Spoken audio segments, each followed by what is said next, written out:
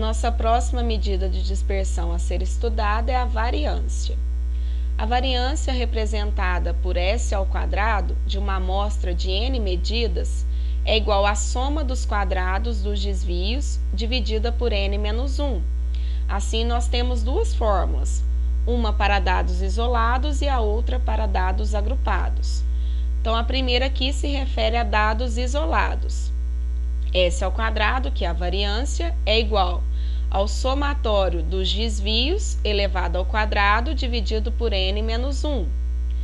E quando nós tivermos, então, dados agrupados em classes, a fórmula da variância será S ao quadrado igual somatório de DI elevado ao quadrado vezes FI dividido por n menos 1. Porém, nós temos uma observação muito importante em relação à variância. Então, vamos lá. Quando o cálculo é de uma variância populacional, ou seja, quando a amostra é maior que 30, n maior que 30, trocamos o n menos 1 das fórmulas citadas por n. Agora, em outros casos, onde n é menor ou igual a 30, utilizamos n menos 1 e se trata de uma variância amostral.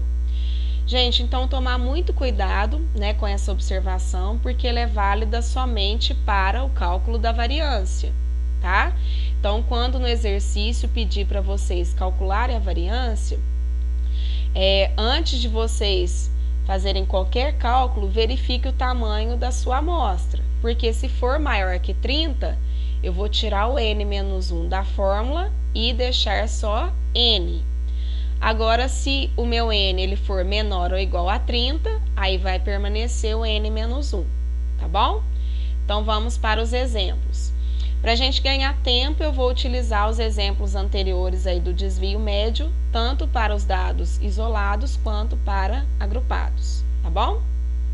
Então, calcule a variância para as seguintes medidas amostrais: 3, 7, 2, 1 e 8. Então, da mesma forma que o desvio médio, a gente precisa primeiramente calcular a média aritmética. Ou seja, eu vou somar todas as observações e dividir pela minha amostra. Então, eu vou chegar aqui no valor de 4,2 para a média aritmética. O próximo passo é calcular os desvios de cada observação em relação à média. Também já fizemos isso anteriormente, né? 3 menos 4,2 deu 1,2. 7 menos 4,2 deu 2,8 e assim por diante, tá? O que vai mudar agora na fórmula, pessoal, é que nós vamos pegar esses desvios e elevar cada um deles ao quadrado. Então, eu vou fazer aqui, ó, 1,2 ao quadrado, 2,8 ao quadrado, 2,2 ao quadrado, 3,2 ao quadrado e 3,8 ao quadrado. E agora, então, eu preciso da soma desses DIs elevado ao quadrado. Então, depois que eu fizer, né, essas potências, eu vou fazer o somatório desses valores e vou chegar aqui, então, em 38,8. Então, vou colocar aqui na minha fórmula.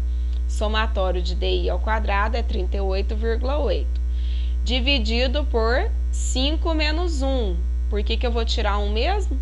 Porque a nossa amostra ela é menor que 30. Então, permanece n menos 1 na fórmula. 5 menos 1, 4. 38,8 dividido por 4, nós vamos chegar em 9,7, que é o valor da nossa variância. Ok? Vamos agora, então, para os dados agrupados. Eu estou utilizando a mesma tabela, que é aquela das idades dos 50 funcionários, né?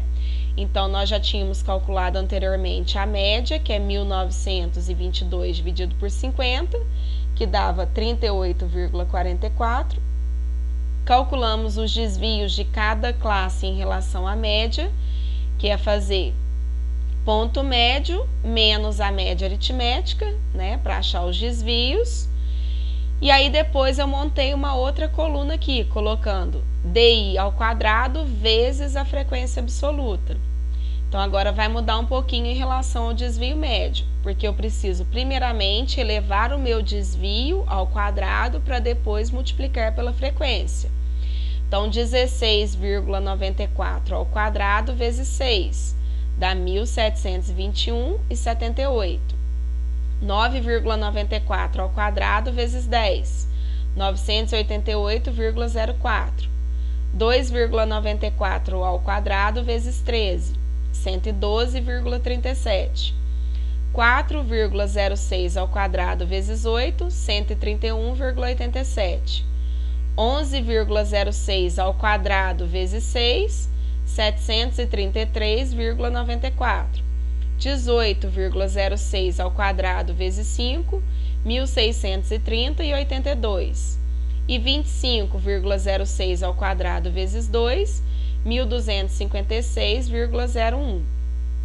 Tem uma fórmula também da gente fazer isso direto, né, na calculadora, sem precisar fazer classe por classe, que eu até sugiro para que fique mais seguro e mais próximo do resultado. A gente pode fazer direto na calculadora, colocando o primeiro desvio, que é 16,94 ao quadrado, vezes a frequência, mais, aí eu venho com o desvio da segunda classe, 9,94 ao quadrado vezes 10, mais, e vou fazendo isso até o final. E aí eu já vou chegar direto nesse somatório aqui, ó. Então, eu não vou arredondando por classe, eu vou arredondar só aqui no somatório final, e aí vai ficar mais próximo, então, do valor real, né? Então, a soma dessa coluna vai dar 6.574,83. Lembrando que eu fiz por classe, tá bom? Quem fizer direto, como eu falei na calculadora, pode ser que encontre uma diferença aqui nos centésimos, mas não tem problema. Então, agora eu vou dividir esse valor pela nossa amostra, que é 50. Então, nesse caso, eu não preciso tirar 1 do N, né? Porque a nossa amostra é maior que 30, então permanece só N. E aí, eu vou dividir 6.574,83 por 50 e nós vamos chegar no valor da variância de 131,5. Tá certo?